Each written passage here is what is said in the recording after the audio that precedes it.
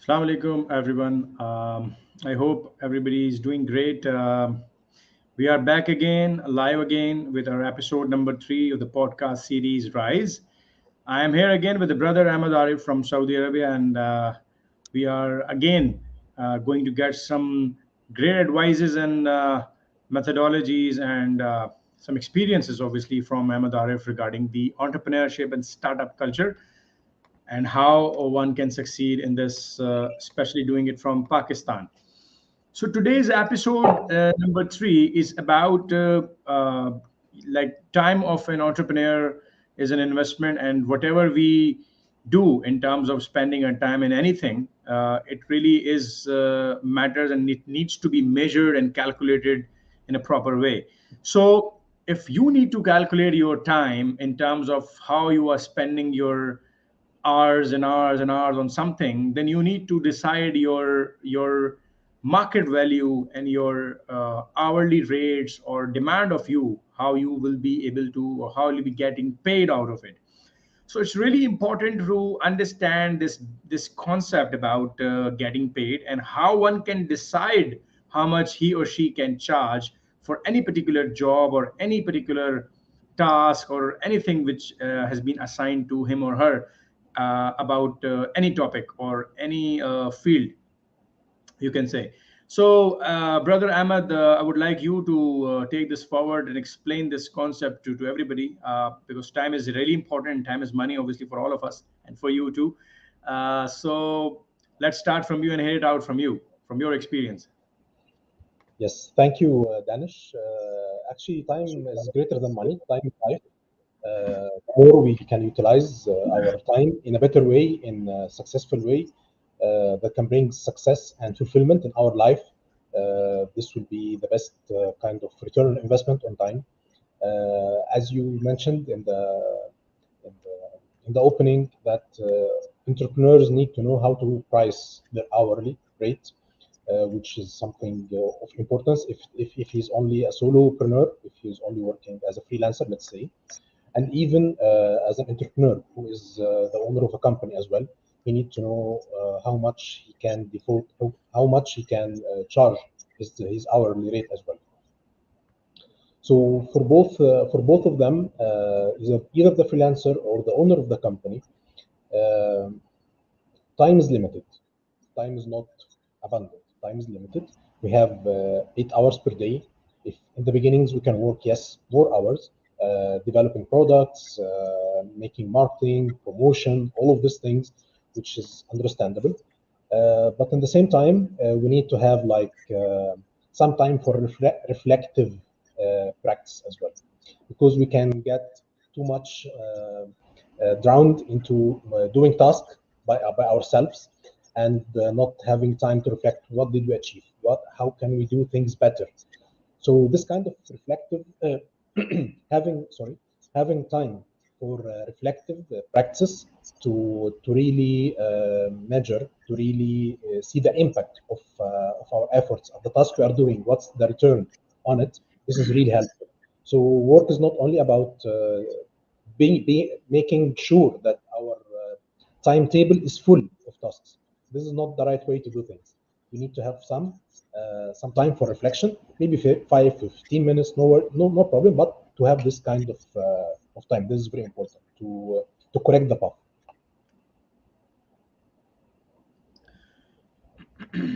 All right. So, how one can decide that?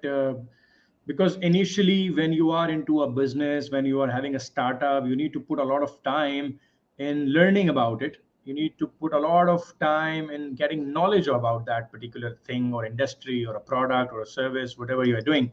So, what do you think is essentially important? The how much time one can allocate about allocating it to learning part and then the implementation of that learning part and then to execution of that part. How much time allocation one should put in initially for a startup or for for a new journey about anything. Yes, there are time management practices, which you may have heard about it. It's a Pareto principle, which is 20-80%. So Pareto is saying that we're 20% of our time or 20% of our tasks results in 80% of the results that we get.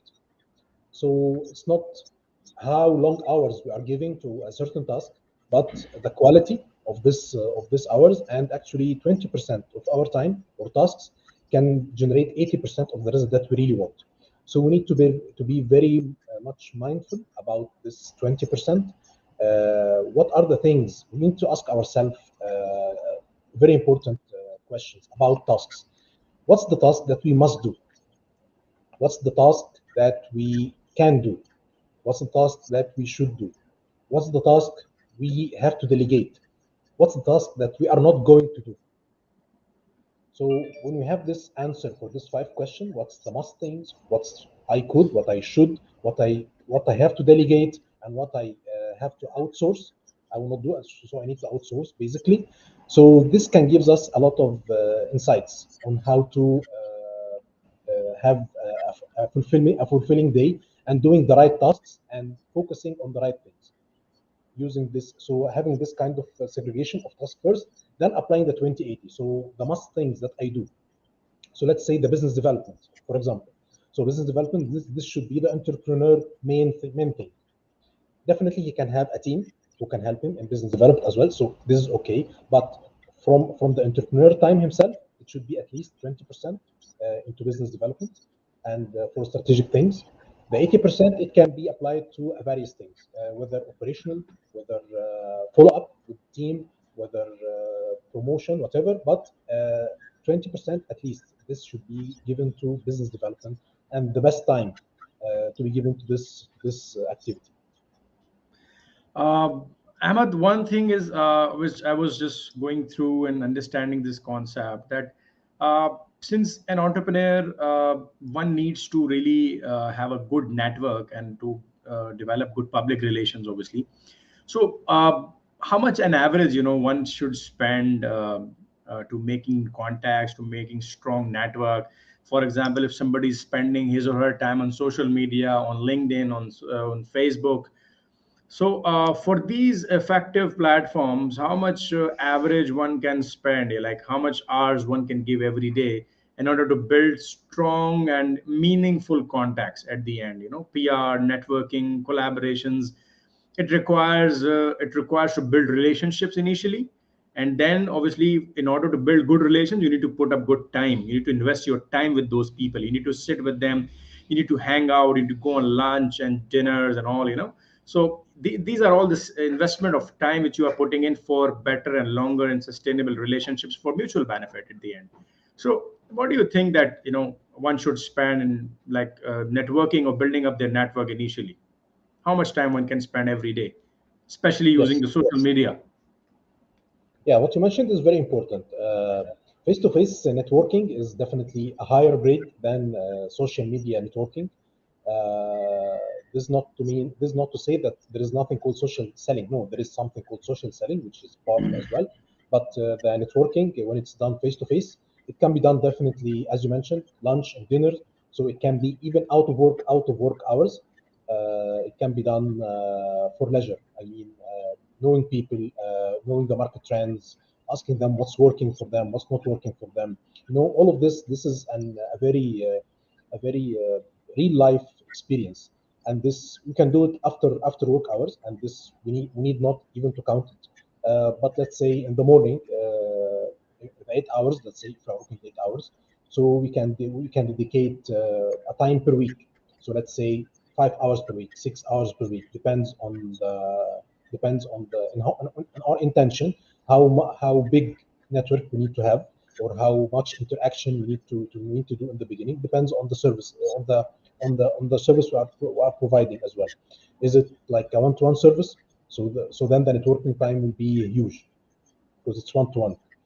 If it's a service company, so maybe we need to have a different kind of network and relationships. So the time can be less.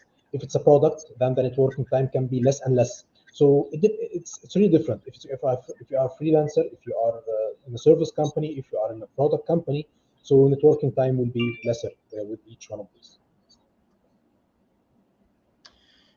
Great.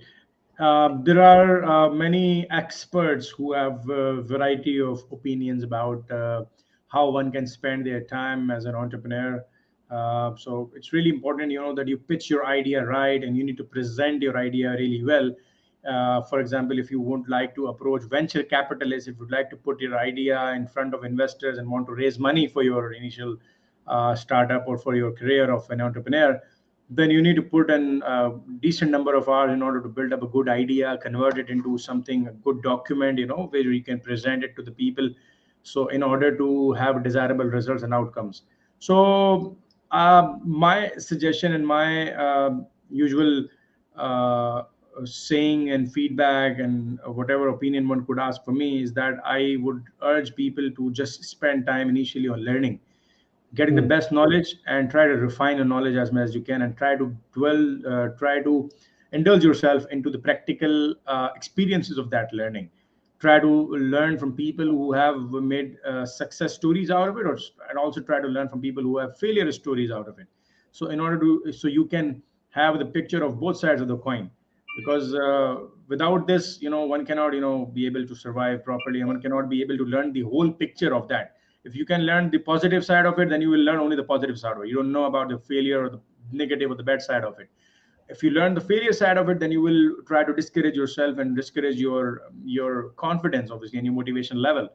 So investing the right amount of time in knowledge and learning is the key. That is the beginning, that is the start one should take, that is the way one should kick off his or her career in this entrepreneurship journey.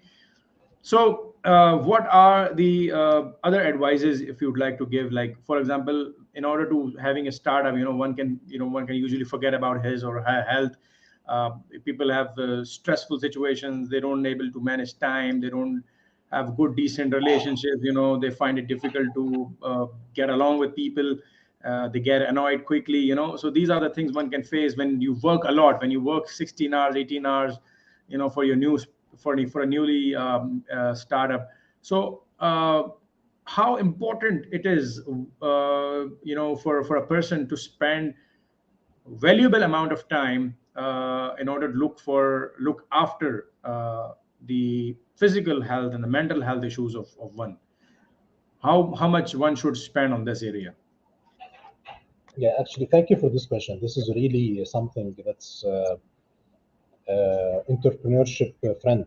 To be under stress, under pressure, want Yeah. to fill your time all the time with work, doing things, rework, doing things, and all of these things. But really, the best thing in this regard, in order not to achieve burnout and in order not to be frustrated, is to have unstructured time. And I really mean it, to have unstructured time. So time where you do nothing. Have some blocks in time where you can think, reflect, where you can relax, where you can recharge again your brain bandwidth, because your brain has a capacity as well. So we need to have like recharging our brain bandwidth, and there is a lot of we are not machines in the end. We cannot work like 24 hours. We cannot work 16 hours. And I know people who work like hell. They work like 16 hours per day, 12 hours per day, 12 hours per day. But in the end, they stop. They could not sustain because there is a lot of stress. There is a lot of burnout that happening in the process. So being able to find this, being wise enough to to balance between having unstructured time per day and doing and having this kind of mix that you mentioned. We need to have network. When we network, we are going to learn from real life stories, and we can have learning which from online learning, and we can have unstructured time, and we need to have time devoted to tasks, as you mentioned in the beginning. So it's really there is no like a golden formula to have like 2 hours unstructured or 1 hour unstructured. There is no golden formula like that. But you need to structure your day having unstructured time, just relaxing, thinking, reflecting on what's going on, and this is the right way to sustain again moving in the right direction in entrepreneurship. True. It's really important to disconnect and reflect and recharge. Disconnect, reflect, and recharge. This is how the sequence should follow, because You can't burn out yourself or overburden yourself and then end up having losing all the productivity and all the motivation and everything, all the energy, and just draining out yourself. And at the end of the day, you will getting no results, and frustration and stress is piling up, anxiety is taking its place. So it's become difficult. For the startups, for the young entrepreneurs, it's really important for them to focus and stay focused. In order to remain focused on something, you need to have some time to disconnect from your regular routine of your work and just try to reflect, think, ponder upon it, and then recharge yourself during that time interval. So this is really important, and I think this is how one should ideally try to recharge about from getting burnout and to avoid the burnout situation in their work routine. Yeah, So and there is like there is something I want to share as well. As a yeah. coach, we use to our entrepreneurship clients. We need to have like 5 questions per day to ask ourselves to achieve this kind of reflective practice that we just mentioned. To make sure that we are on the right track. So in the beginning of the day, we can ask ourselves 3 questions. What's the most important task to accomplish today? This is one. Second, does your calendar does your calendar reflect that as your priority? So it's very important to use calendar so that we have notification, so we have already time blocked out and all of these things. Does your calendar reflect the most important task as your priority? The third question in the beginning of the day, am I doing what I most need to be doing today? So this is the 3 questions in the morning. At the end of the day, we need to have time to reflect and ask other 2 questions. Did I accomplish what I wanted to do today? Second thing, is there anything I should do differently tomorrow with my time? So this way you have embedded a continuous improvement process and ensuring that you are getting the best out of your day. Well, one of the things that I was reading a few days back, and there was a research about it as well, that a lot of companies and leaders and managers talk about physical health issues. Hmm, And during the pandemic, many of the people have suffered from mental health issues. hmm, And very few companies and leaders and managers, they hardly talk about mental health problems. And there is a huge gap in employees and employer about sharing about his or her mental health problems and issues, because people find it difficult, they find it awkward to share the mental health issues. hmm. So it become difficult for them, to share it out, and then this kind of a thing then lead them to, you know low productivity and stress and anxiety and very awkward situations. They don't give up their 100% on the for whatever work they are putting in. So the effort is going in vain, energy is low, so the results are not coming, outcome is not coming. So this is how people get drained out in their work life. Hmm. So it's really important for the leaders, for managers, the company top management, actually organizational top management, that they need to build a culture where it's easy to communicate, where it's easy to share about health issues, and we need to encourage more about self-care, because we don't teach our subordinates or employees about the importance of self-care, about the importance of mental health care. So it's easy to navigate about physical health problems, but it's really difficult to navigate, and it's really difficult to identify the mental health problems in a person, and it's really difficult to then talk about it too, because nobody, like majority of the people, don't feel comfortable sharing their mental health problems or any sort of stress or anxiety related issues. Yes, you mentioned a lot of important points about vulnerability, sharing what you feel, and this some can feel like tough thing to do. In that regards, we need to be authentic. We need to be having boundaries as well. So not everything we can say. We need to have boundaries with people as well. So and there is a famous writer called Brene Brown. She's talking about vulnerability and talking about having boundaries with people. So this is a very good source to have a lot of understanding about this issue. And yep, mental health and self care is very important for personal and professional development. and it's something that's not, as you mentioned, it's not the central focus of the business world. It's not something that people are devoting a lot of time or a lot of resources to be better in. While this is the thing that, and this is one of the main things why there is disengagement in the workforce. Because when you don't take care about yourself, you lose yourself, you lose your motivation, you don't know why are working, you always feel the stress, you always feel the pressure of deadlines, KPIs, missed deadlines, all of these things. So when you have this kind of self-care and have this kind of time, reflective time that you mentioned about earlier, and having unstructured time, this can, as we said, it can recharge the battery. It can make you doing better results and achieving what you. And by the way, mental health is the cause for the physical health. So a lot of people suffer from physical health issues. That's result of a mental health suffering. So uh, it's like a precaution. When you are taking care of your mental health, you are taking precaution to preserve your physical health as well. So, and this is very important to realize and to work on, and it requires diligent. It has to be done diligently by entrepreneur and leaders as well. So, and it's something that we need to learn about it and be educated about it as well. Agree. Perfect. Very well summarized. Excellent. Thank you, Ahmed. I think we had a pretty good discussion today again. I hope the audience or whoever will listen to us or watch this video after this live session as well will get benefit of it, and it will be helpful for them to truly understand the value of time and where to spend and how to spend and how to actually calculate and measure your rates or your hourly charges or your actual worth or compensation. It's really important for you to decide accordingly, and at the end of the day, spend some time for your mental and physical health as well. If you have a good health, then you have everything. So thank you, everyone, whoever is watching, whoever has watched, and thank you, Ahmed, for your time. Take care of yourself. We'll be connecting again for the episode number 4 next week, inshallah. Thank you. Inshallah. My pleasure, Danish. Thank you. All right, take care. Bye. Bye.